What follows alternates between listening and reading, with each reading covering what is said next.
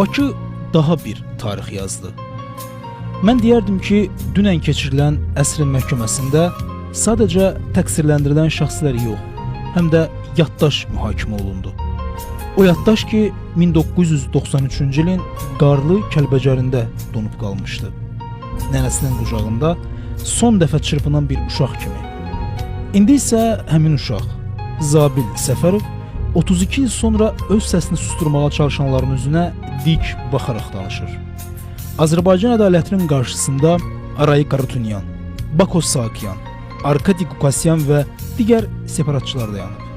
Onların törətdiyi cinayətlərin şahidləri bir-bir dinlənilir. Bu sadəcə bir məhkəmə prosesi deyil. Bu ədalətin dirildiyi gündür. Azyaşlı Zabil 32 il əvvəl çörək bişirir. Yanında isə nənəsi var. Kamera çəkir. Bir Ukraynalı jurnalistin gözü ilə dırnaqarası insani görünməyə çalışan ermənilər əsirləri oynatdıqları səhnəni tanırlar.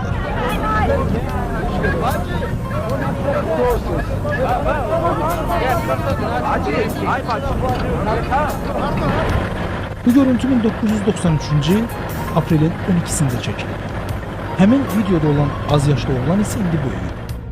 1993-cü ildə sustuğu sözləri 2025-ci ildə açıq məhkəmədə danışır və o deyir.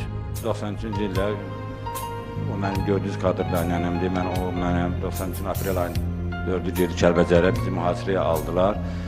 Mühasirəyə alanda biz həmən kətdə 6 nəfər idik. 6 nəfər idik. Onlardan mühasirəyə girov düşməsin deyə Dadaşov Göyüş və anası Göyüş özün güllərlə vurub yaralandı və qızına dedi vurmayın. Qızı məndən 15 yaşı vardı. Qızı atasını öldürdü, qoca nənəsini öldürdü və özünə də 3 güllə vurdu, yaralandı. Nənəsi öldürülür. O isə Kəlbəcərin Vəng kəndinə aparılır. İşgəncələr, qorxu, aclıq və susqunluq. Svetlana adlı Ukraynalı jurnalistin lent aldığı görüntülər isə məhkəmədə nümayiş etdiriləndə Zabil gözlərini yumur. Orada öz uşaqlığını görür. Susmaq tapşırılmış uşaqlıq. Dövlət ittihamçısı Təranə Məmmədovanın suallarını cavablandırarkən isə Zabil artıq bu səssizliyə son qoyur. O danışır çünki artıq qorxmur. Çünki bu dəfə arxasında dövlət var, ədalət var.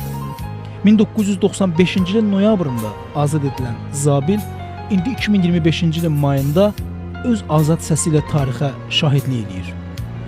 Bu yazdığı mətn təkcə bir girovun xatirələri deyil.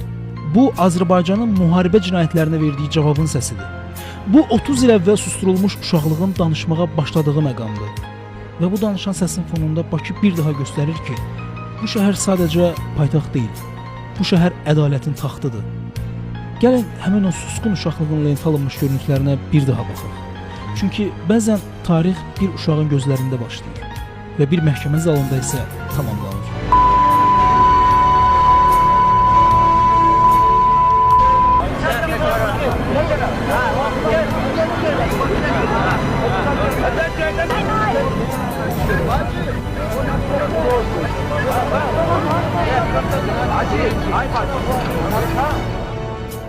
Danış Zabil, danış.